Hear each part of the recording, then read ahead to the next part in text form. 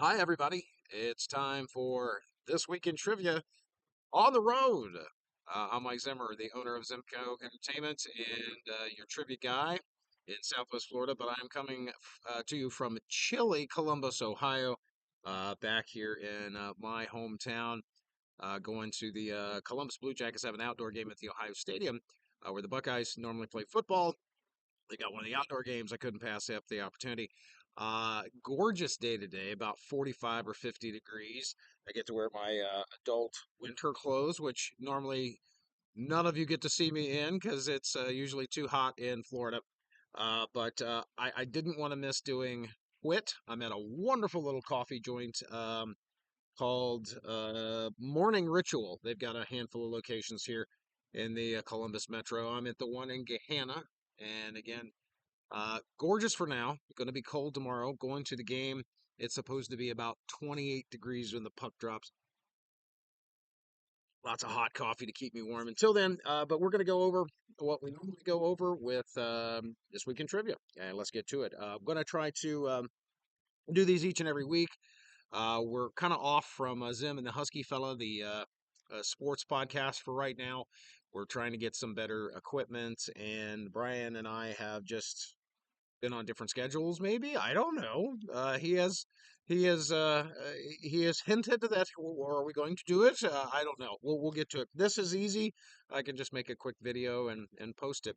Let's get to it. In the news this week, let's see. The maple sap water question was odd, and I gave you all sorts of weird possibilities, and I'm never trying to trick you. I don't want to pull a fast one on you. I gave you four pretty oddball things. There's a cat here. Sorry.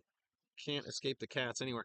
But maple sap water. Yeah, because the maple syrup is where I started with this. $1.7 billion in sales each year.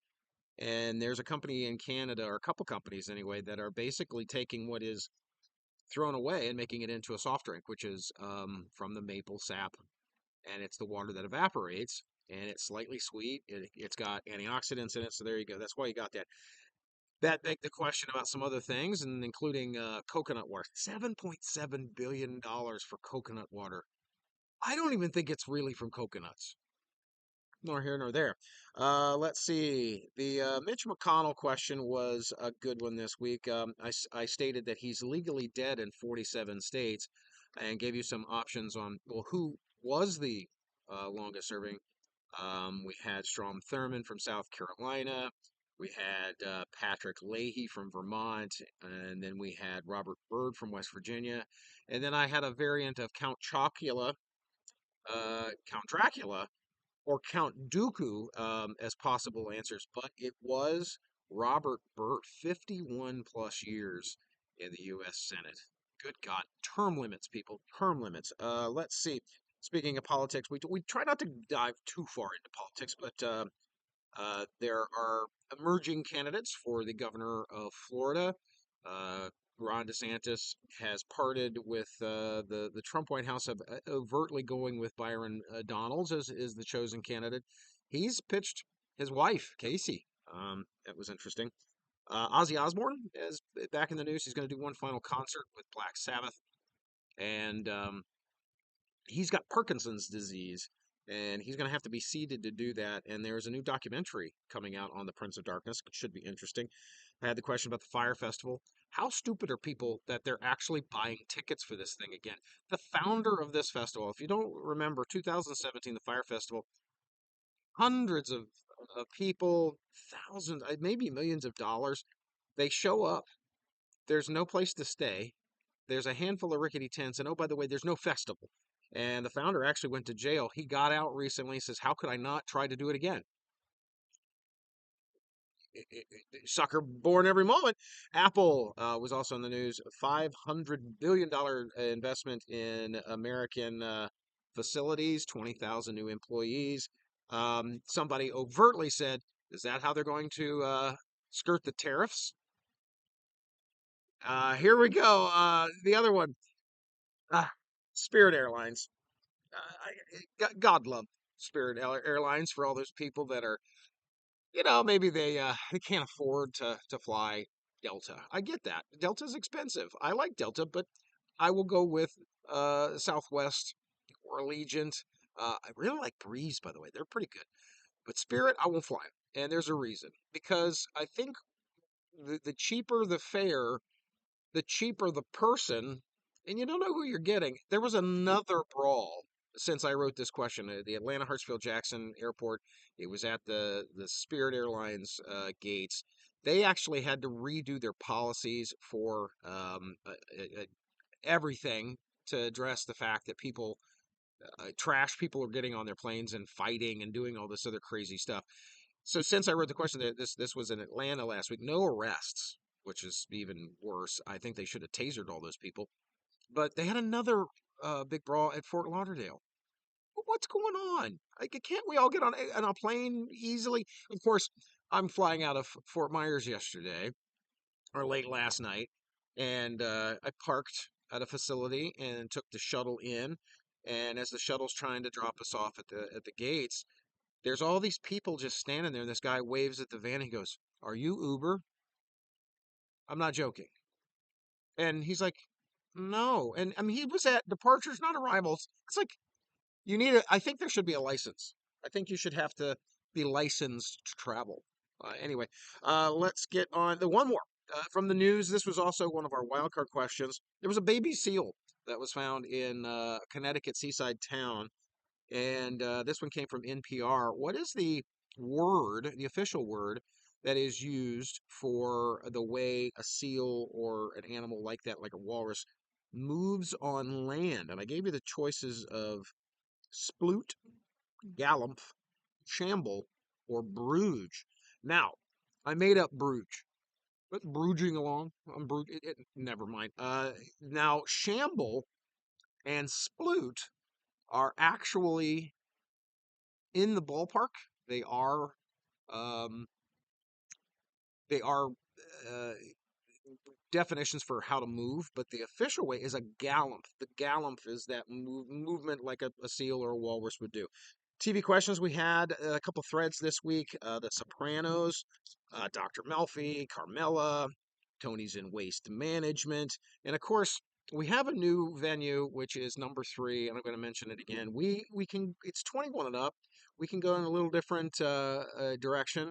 So I asked the question of what was the nickname of uh, Salvatore Bompensero, and if you went there, you know what it is. I'm not going to get my video flagged though. Let's see. We had the Malcolm in the Middle thread this week.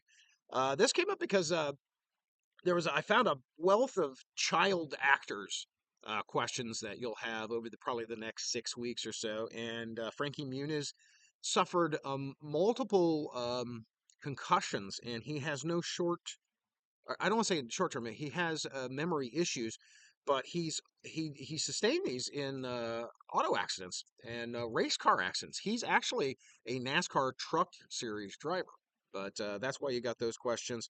Malcolm in the Middle, and then of course his brothers for all 7 seasons included Reese, Dewey, and the one that most people can remember was Francis, the older brother.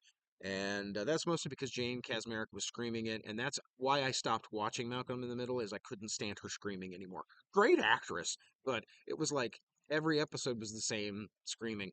Let's see, garbage TV, 90 Day Fiance, Married at First Sight. Those were your garbage TV questions this week. They're all kind of merging into the same crap. And I don't watch them anyway, so I'm at a loss. So I have to actually research this crap, which is really bad. Let's see. Gilligan's Island is a really easy go-to for classic TV, but this one proved to be pretty hard. The Gilligan's Island question was, what were the actual first names of the millionaire and his wife? Now, you just needed what they referred to on the TV show, which was, of course, Thurston Howell, played by the wonderful Jim Backus. And then Natalie Schaefer played Lovey. Well, Lovey's actual name was Eunice. Now, I didn't ask that. It's fine. If you put Eunice, great. If you really knew that. If you did, you're probably cheating. But Thurston and Lovey. And then we had the others. Ironside was the Raymond Burr vehicle. He was mostly known for Perry Mason. but he was also um, Ironside. Marcus Welby, MD, the other medical drama from the 70s and 80s, and wind is chilly. Good coffee, Spanish mocha, got a little hint of cayenne, sweet condensed milk. It's delicious. Let's see. History questions. I'm always surprised about what I do and I don't know because I loved history. Once upon a time, I wanted to be a history teacher. I took as many history classes as I could in both high school and college because they were easy credits for me. And I love reading about history, but I even would have been crossed up on this one. What is the name of the generation of people born between 1928 and 1945? Now, this covers my parents. My parents were a little older when they had me. I'm the youngest kid. My dad, born in 1936, mom 1938. They were part of this generation. Now, when I'm thinking about this, when I initially saw this question someplace else, I would have said, "Well, that's greatest generation," but that's not. The greatest generation fought during World War II, so that means they had to be born before 1928. They would have only been 17 at the youngest by 1945, and World War II is over. So I gave you the choice of that, but it's actually the silent generation. It's kind of the gap generation, kind of like Gen X is. We're kind of overlooked as Gen X, and I think the silent generation, to a degree, also overlooked. Um, so there you go. I thought that was interesting. World War II questions, I think, are pretty much good layups, but not a lot of people knew Iwo Jima. They don't know how to spell Iwo Jima, but that's not the point. Spelling never counts. But I find it kind of strange that, I put Mount Suribachi. This is where they raised the American flag. There's a famous photo of it. There's a statue dedicated to it in Washington, D.C. People put Normandy. People put all these. I was like, really? What are they teaching in those courses of history in both high school and college now? I don't know.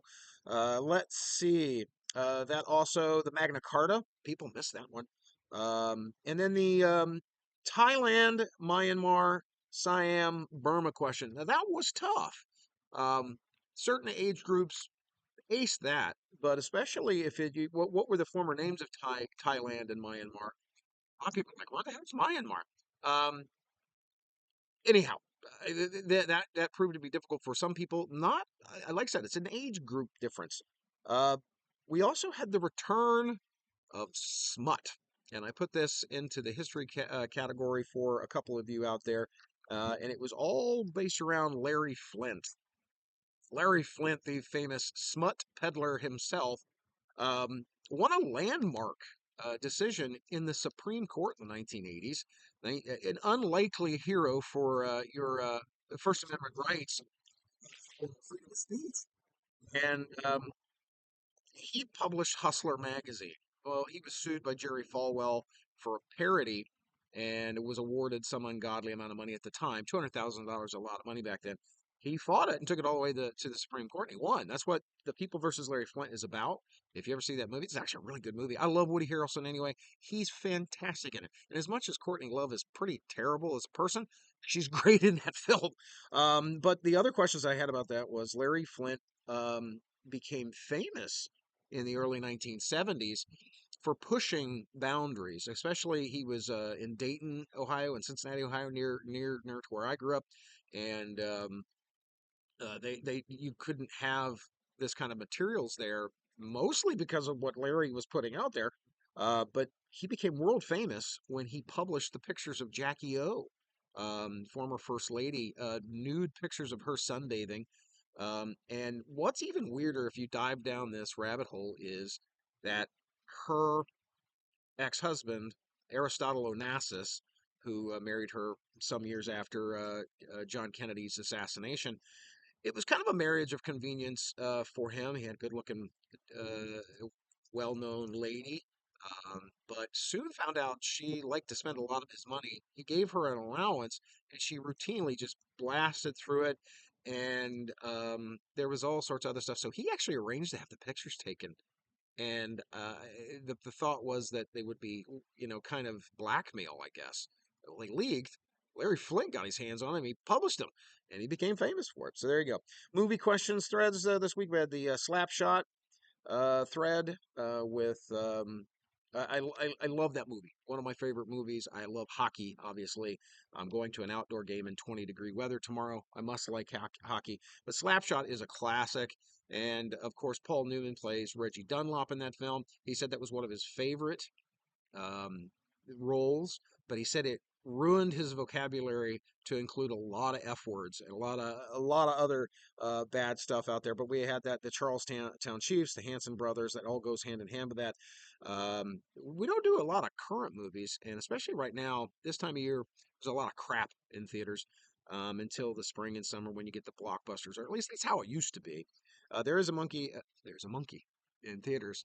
There's a movie called The Monkey. It's based off of a Stephen King short story. That's the monkey that does the. If you have one of those, your house is haunted. Let's see.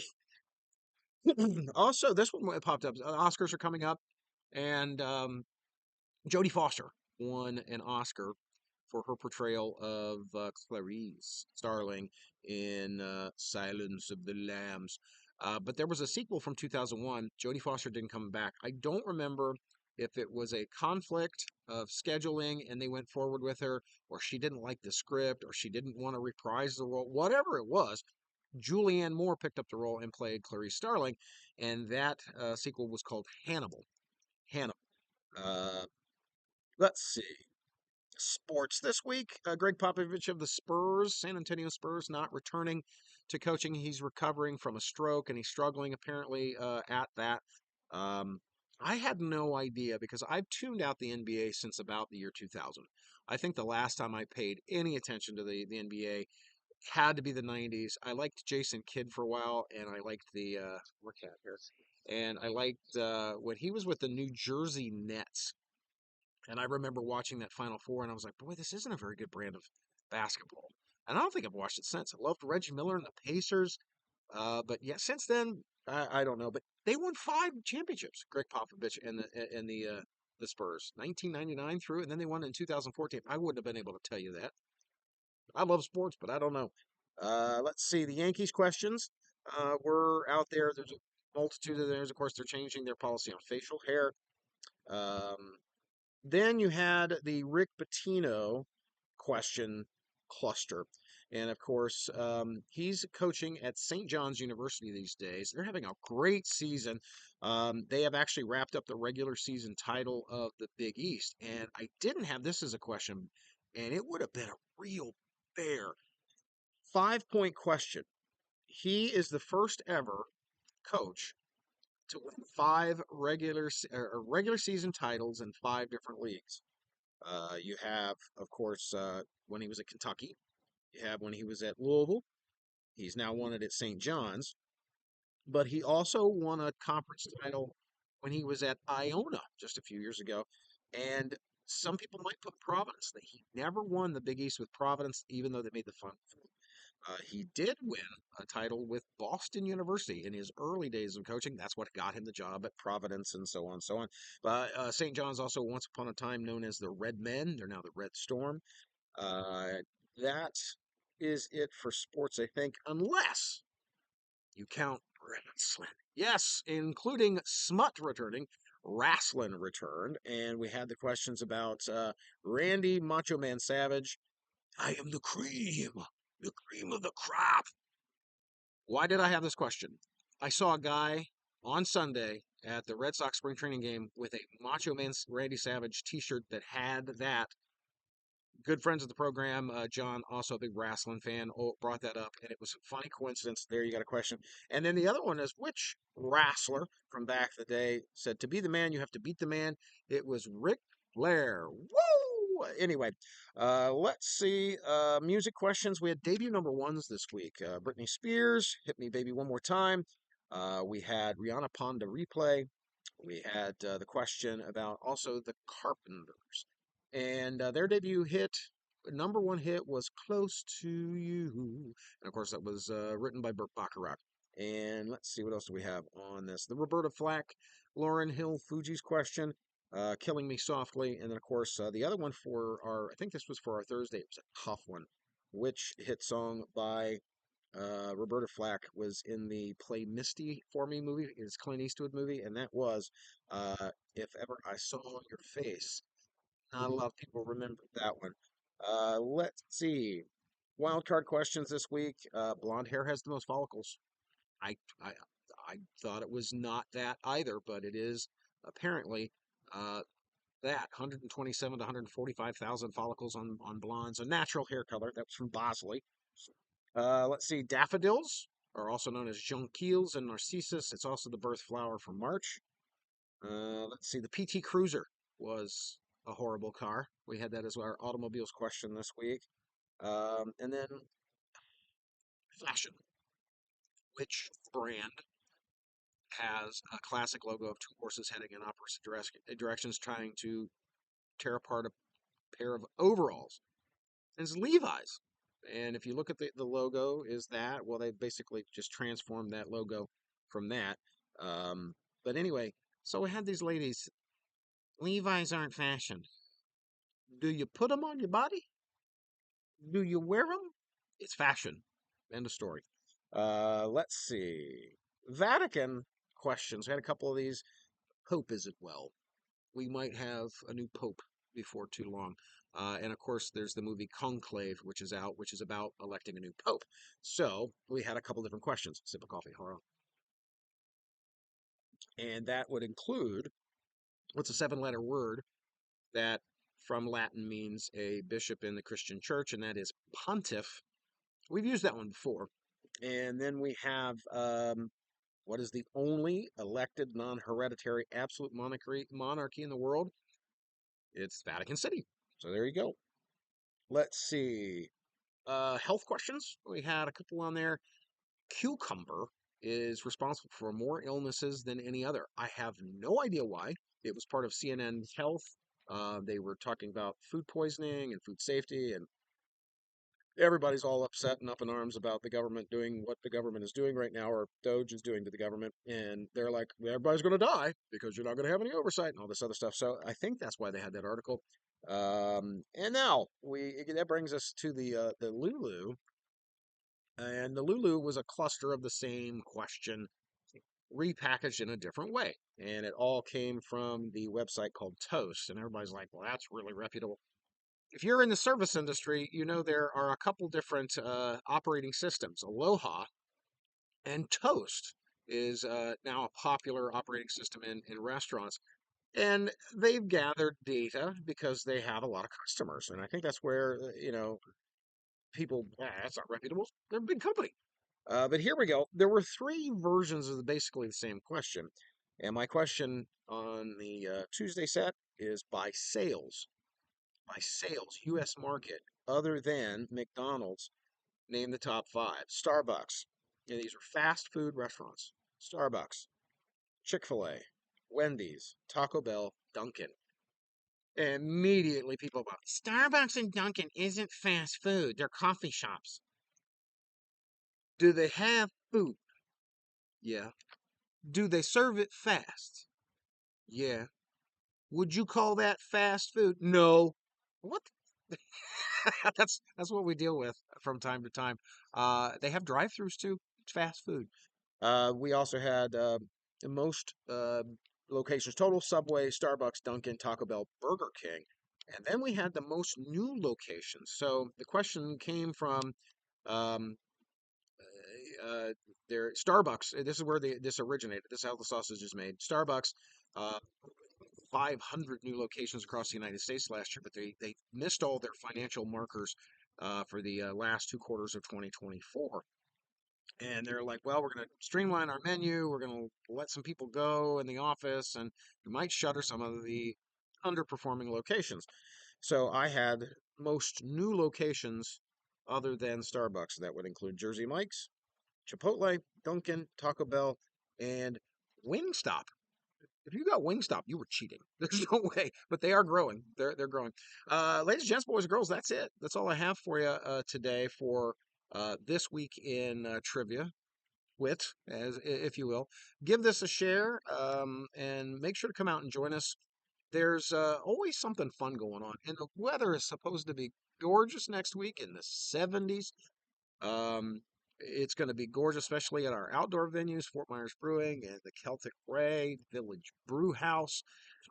We have also, look, if you're not hitting some of these different locations or you haven't been in a while, try Downtown Social House in downtown Fort Myers. Adam is the host there. Sheena always loves seeing new folks down there at Cape Cabaret. We want to wish also Joel, the owner of Cape Cabaret, speedy recovery. Little under the weather. We want to make sure he's doing all right. Palm City Brewing, of course, is the other spot that Sheena's at. We have a new host at Millhouse going forward. Our lovely host Nikki has got a really a great well, I don't want to say a dream job. Maybe it is a dream job, but she's got a wonderful circumstance with her new job. But she's having to travel, so she's not going to be able to be the regular host at Millhouse anymore. But Emily Fisher has taken that on, and she loves it. And hopefully, you guys and gals love her there. Join her. She's back at the Pickle and Pub this week, which is where she bartends. That's on Wednesdays. Check that out. Also, we've been getting a lively response from O'Leary's. Glad to know Xavier's doing a good job. Xavier is also at Backyard Social, and that's on Tuesday. Now, if you haven't been to Backyard Social, very interesting joint. 6 or 8 food trucks. They've got duck pin bowling. They've got all this other stuff. Go try that out and give it a go. And of course, I'll be back this next week at number 3 on Thursday, and that's becoming, like I said, a different room. So come check it out. We would love to have more teams. There's a different set of questions on Tuesday, Wednesday, and Thursday. Similarities in questions or threads of questions, possibly, but it's a different question each week or at each place because there's a different set of questions each day. So don't be afraid to come out and play multiple times. We would love to see you. Until then, we will see you next week. Have a fantastic rest of your weekend, everybody.